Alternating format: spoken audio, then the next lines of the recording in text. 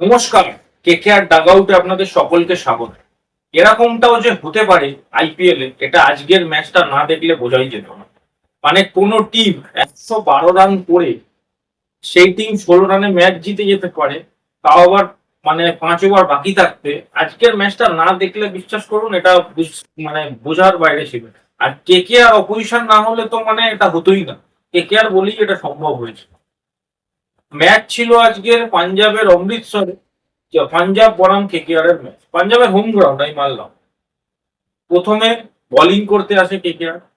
যার প্রথম বোলিং এ তারা কিন্তু দুর্দান্ত বোলিং করে।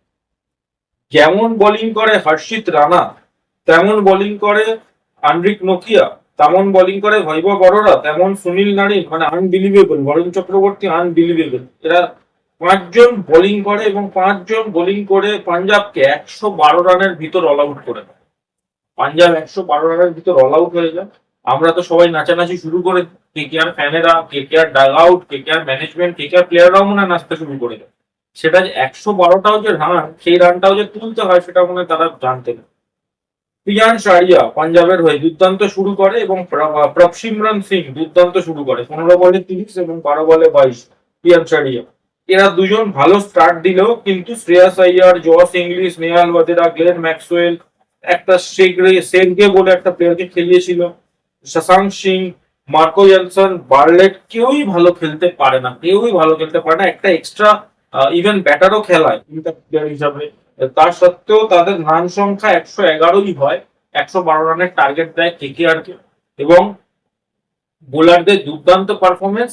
এখানে একটা কথা আমি বলতে চাই, সেটা হলো রাহানের ক্যাপ্টেন্সি। রাহানে কিন্তু নিজের এন্ড থেকে নিজের 100% দিচ্ছে তার ক্যাপ্টেন্সিতে। তার ক্যাপ্টেন্সি দেখে বোঝা যাচ্ছে তাকে কেউ একটা মোমেন্টের জন্য কাউন্টার করতে পারবে না যে তার ক্যাপ্টেন্সি বাজে হচ্ছে।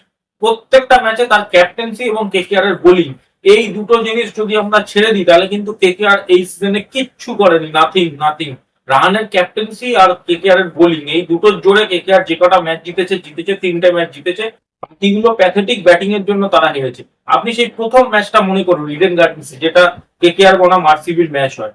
সেই ম্যাচেও কিন্তু ব্যাটিং ফ্লপ করেছিল, তাই জন্যই কিন্তু কেকেআর ম্যাচ হেরেছিল। আজও কিন্তু সেরামি সিচুয়েশন, 112 রান তুলতে হিমশিম খেয়ে যাচ্ছে কেকেআর এর ব্যাটার, যেখানে এত স্টার ব্যাটার। প্রথমে কেকেআর এর যদি এবার ইনিংসটা আমি বলি, প্রথম ইনিংস শুরু করতে আসে কুইন্টন ডিকক এবং সুনীল নারিন। এবার দেখুন সুনীল নারিনের ব্যাপারটা অন্যরকম। সুনীল নারিন একদিন চলবে, একদিন চলবে না, এটা আমাদের ধরে রাখতে হবে। সুনীল নারিনের থেকে যদি আমরা রেগুলার এক্সপেকটেশন করি যে সে রেগুলার অ্যাগ্রেসিভলি খেলবে, রেগুলার ভালো খেলবে, রেগুলার কেকেআর কে ম্যাচ জেতাবে, তাহলে সেটা হচ্ছে না বস। এটা কিন্তু মেনে নিতে হবে। তাহলে সেটা হচ্ছে না, একদমই হচ্ছে না। এবং যদি তারপরে আমি বলি সুনীল নারিন, কুইন্টন ডিকক একটা রাজস্থানের বিরুদ্ধে সে ম্যাচ জিতিয়েছিল, তারপর থেকে তার পারফরমেন্স কিন্তু টোটালি ডিপ ডাউন করে গেছে। এবং আমার মনে হয় কেকেআর ম্যানেজমেন্ট এইবার হয়তো ভাবতে হবে যে তারা ডিককের বিকল্প কাকে খেলাতে পারে। কারণ Rahmanullah Gurbaz inform cricketer, international cricketer, currently খেলা ক্রিকেটার, সে কিন্তু ডাগ আউটে বসে আছে এবং আমার মনে হয় তাকে আর বেশি দিন ডাগ আউটে রাখতে পারবে না। অ্যাটলিস্ট তাকে খেলানো উচিত মনে হয়। যদি তাকে না খেলাতে পারে তাহলে লুভনিত সিসোদিয়া বলে একটা ইন্ডিয়ান উইকেট কিপার ব্যাটসম্যান আছে কেকেআর এর কাছে, তাকে খেলাও এবং মঈন আলীকে টিমে ইনক্লুড করো একটা বিদেশি হিসাবে। কারণ মঈন আলীর ইনক্লুশনটা খুবই দরকার কেকেআর এর জন্য। আমি আগের ম্যাচেও চেঁচিয়ে যাচ্ছি, আজও চেঁচাচ্ছি এবং ভবিষ্যতেও চেঁচাবো। এটার জন্যই চেঁচাবো যে KKR KKR KKR Moeen Ali না খেললে ম্যাচ জিততে পারছে না। মঈন আলীর সাথে কেকেআর করবো, লড়বো, জিতবো রে। এবং মঈন আলী না থাকলে কেকে হার, কেকে হার, কেকে হার, এটাই হয়ে যাচ্ছে। কন্টিনিউয়াস বেসিসে হচ্ছে এটা।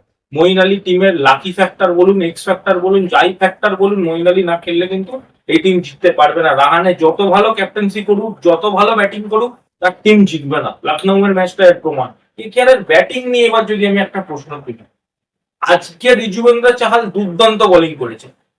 কুইন্টন ডিকক এবং সুনীল নারিন যখন খেললো আউট হয়ে গেল, তারপর রাহানে এবং রঘুবংশী খেলে। তারা যতক্ষণ পিছে ছিল দেখে মনে হয়নি কেকেআর ম্যাচ হারবে, বরং মনে হচ্ছিল কত তাড়াতাড়ি কেকেআর ম্যাচটা ফিনিশ করবে। রাহানের একটা ট্যাপিং হয় চাহালের বলে এবং রাহানের সেটা রিভিউই নেয় না। সে বেরিয়ে যায়, ভাবে হয়তো রিভিউটা নষ্ট করে লাভ নেই। কিন্তু পরে দেখা যায় সেটার ইম্প্যাক্ট আউটসাইডে থাকে এবং সেটা নট আউট ছিল। কিন্তু রাহানে সেটা নেয় না এবং বেরিয়ে যায়, এবং তারপরে শুরু হয় তাসের পাতার মতো ঝরে পড়ার খেলা। ভেঙ্কটেশ আইয়ার, রিঙ্কু সিং, রমনদীপ সিং একের পর এক ফটাফট ফটাফট ফটাফট উইকেট পড়ে। রঘুবংশীও তার আগে আউট হয়ে যায়। প্রেশার ক্রিয়েট হচ্ছিল, রান হচ্ছিল না বলে। কিসের প্রেশার আমি জানি না, যেখানে 2 রানের মানে রান রেট ছিল, 3 রান 2 রানের রান রেট ছিল, সেইখানে কেন এরা ব্যাট চালিয়ে আউট হলো কোনো আইডিয়া নেই আমার। এবং তারপরে যখন একটা সিচুয়েশন আসে, যখন রাসেল এবং বৈভব অরোরা মাঠে থাকে, রাসেল একের পর এক 6 মারতে থাকে সেই ওভারটাতে। ইজুবেন্দ্র চাহাল কাউন্টার অ্যাটাক করে এবং একটা আমাদের আশা জাগে যে এই বোধহয় ম্যাচটা জিতিয়ে দেবে।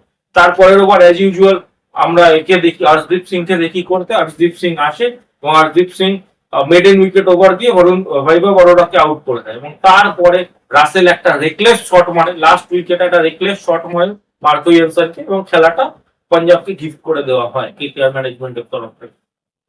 এই ম্যাচটা থেকে কেকেআর কি কি শিখতে পারে যদি বলি, ফার্স্ট কথা শেখার কিচ্ছু নেই। আইদার তোমাকে একটা ফরেন উইকেট কিপার স্যাক্রিফাইস করতে হবে, করে মঈন আলীকে খেলাতে হবে, নইলে একটা ফরেন ফাস্ট বোলার স্যাক্রিফাইস করতে হবে, করে মঈন আলীকে খেলাতে হবে। দুটোর অপশনই বাইরে আছে। এই কথাটা আমরা বলছি, সমস্ত কেকেআর ফ্যান বলছে, সবাই বলছে, কিন্তু কেকেআর ম্যানেজমেন্ট বুঝতে পারছে। আজিঙ্কিয়া রাহানে যেটুকু রিসোর্সেস পাচ্ছে সেটুকুতে সে দুর্দান্ত ক্যাপ্টেন্সি করছে। এবং আমি বলতে পারি কেকেআর এর যে লাইন আপ আছে, ব্যাটিং লাইন আপ, তার মধ্যে সবচেয়ে কনভিনিয়েন্ট যাকে দেখে মনে হচ্ছে, সবচেয়ে কনফিডেন্ট এবং কনভিনিয়েন্ট যে ব্যাটিং করছে, সেটাও আজিঙ্কিয়া রাহানে। আমার সাথে একমত হলে অবশ্যই কমেন্টে জানাবেন। বাকি ব্যাটসম্যান যাদের নাম অনেক বড়, Venkatesh Iyer, Andre Russell, Rinku Singh, Ramandeep Singh, match batting এর জোরে কেকেআর জিততে পারছে না। সিঙ্গেল ম্যাচ, যে ম্যাচে ইম্প্যাক্ট প্লেয়ারও ব্যাটসম্যান নামছে, সেই ম্যাচও কেকেআর জিততে পারছে না। সো ব্যাটিং এর জোরে কেকেআর যদি না ম্যাচ জিততে পারে, বোলিং এর জোরে কটা ম্যাচ জিতবে? এরকম একটা জিতবে, একটা হারবে, একটা জিতবে, একটা হারবে, এই সিচুয়েশন তৈরি হবে। বা একটা টাইম কেকেআর ফুটে যাবে। মানে যা এই জায়গায় যদি কেকেআর জিতে যেত, যে লখনৌ এর উপরে কেকেআর চলে আসে, তো আজকে যা টেবিলটা ক্রিয়েট হলো, কেকেআর সেই 3টে জিত, 4টে হার, 7টা ম্যাচ। এর পরে 5টা ম্যাচের মধ্যে, এই 7টা ম্যাচের মধ্যে কম করে 5টা ম্যাচ কেকেআর কে জিততে হবে, নইলে কিন্তু কোনো চান্স নেই। আর এই ব্যাটিংটা যদি না ফায়ার করে, তাহলে কিন্তু কেকেআর কোনোদিনই জিততে পারবে না। প্রথমত এই ব্যাটিং লাইন আপটা অতিরিক্ত লম্বা, যাদের যা মানে 11 নম্বর অব্দি যদি ব্যাটসম্যান খেলে, তাও কেকেআর অল আউট হয়ে যাবে, এই সামান্য ম্যাচ জেতাতে পারছে না। তো ব্যাটসম্যানদের লায়াবিলিটি মানে রেসপন্সিবিলিটি নিতে হবে। তারা লায়াবিলিটি হয়ে গেছে একটা টিমের জন্য। রাহানে, রঘুবংশী যতক্ষণ খেলছে মনে হচ্ছে টিম জিতবে, তারা যেই আউট হচ্ছে তারপর থেকে দুমদাম দুমদাম হেরে যাচ্ছে। ভেঙ্কটেশ আইয়ার এখন অব্দি একটা ইনিংস খেলছে, তারপর থেকে তার অবদান শূন্য, পুরো জিরো অবদান আছে তার।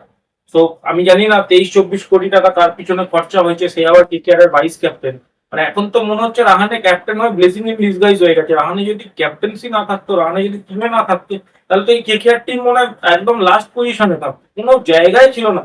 নারিন, চক্রবর্তী, হর্ষিত রানা এরা এত ভালো বোলিং করছে, তারপরেও মানে ব্যাটসম্যানরা এইটুকু রান করে ম্যাচ জেতাতে পারছে। এই ব্যাটিং লাইন আপের আমার লাভটা কি? ব্যাটিং লাইন আপ কি ধুয়ে খাওয়া হবে? কোনো লাভ নেই। মানে রমনদীপ সিং কবে খেলবে? ইন্ডিয়ার হয়ে ডেবিউ হয়ে গেছে তার, সে একটা ন্যাশনাল প্লেয়ার, সে কবে খেলবে ম্যাচ? তার থেকে কি কোনো অবদান এই সিজনে দেখতে পারবো না? ওই গম্ভীর দেখিয়ে গেছে, 2টো ম্যাচে 6 মেরেছি, তারপরে কোনো অবদান নেই। রিঙ্কু সিং আজকে সুযোগ ছিল তার রেসপন্সিবিলিটি প্রমাণ করার, করতে পারলো। ভেঙ্কটেশ আইয়ার এত ভালো টাইমে নেমেছিল, সেই সময় কেকেআর পুরো ইন কন্ট্রোল ছিল ম্যাচটাতে, সেখান থেকে ম্যাচটা বেরিয়ে গেল। মানে প্যাথেটিক, যতটা প্যাথেটিক শব্দ যত বড়, সেইটা তার থেকেও খারাপ কেকেআর খেলছে। তার ব্যাটিংটা খেলছে। রাহানের ক্যাপ্টেন্সি নিয়ে আপনি প্রশ্ন করতেই পারেন, সে আর কি করতে পারে? এভাবে ম্যাচে গিয়ে এই বোলিং লাইন আপ নিয়ে সে 5 উইকেট মানে 111 রানে অল আউট করে দিয়েছে 5 ওভার থাকতে। সে আর কি করবে? তারপর ব্যাটিং এও ভালো ব্যাটিং করছিল। যতক্ষণ রাহানে, রঘুবংশী ছিল মনে হচ্ছিল কেকেআর এইভাবে ম্যাচটা তাড়াতাড়ি শেষ করে দিল, সেখান থেকে ম্যাচ হেরেই গেল। মানে জাস্ট লজিকলেস খেলা হয়েছে। আপনাদের এই ভিডিওটা কেমন লাগলো কমেন্ট করে জানান। মানে আমার সত্যি বলছি, কেকেআর এর প্রতি এই বছর প্লে অফসে যাওয়ার আশা সম্পূর্ণ শেষ হয়ে গেছে। আমি জানি রাহানের ওপর খুব পড়বে।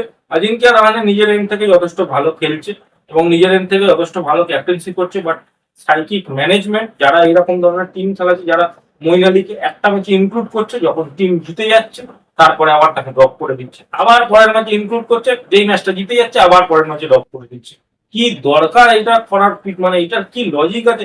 কি লাভ হচ্ছে এই বিদেশি ফাস্ট বোলার গুলো খেলিয়ে? আমি সেটাও বুঝি, কোনো ইম্প্যাক্ট ক্রিয়েট হচ্ছে না তাদের দ্বারা, তাও খেলিয়ে যাচ্ছে খেলিয়ে যাচ্ছে। সো এই বলে ভিডিওটা শেষ করছি। ভালো লাগলে শেয়ার করে দিন, লাইক করে দিন, এবং চ্যানেলে নতুন হয়ে থাকলে অবশ্যই চ্যানেলটা সাবস্ক্রাইব করে দিন। কেকেআর ডাগ আউট কিন্তু প্রত্যেকটা কেকেআর ম্যাচের পর আসতেই থাকবে। এই বলে ভিডিওটা শেষ করছি, ধন্যবাদ।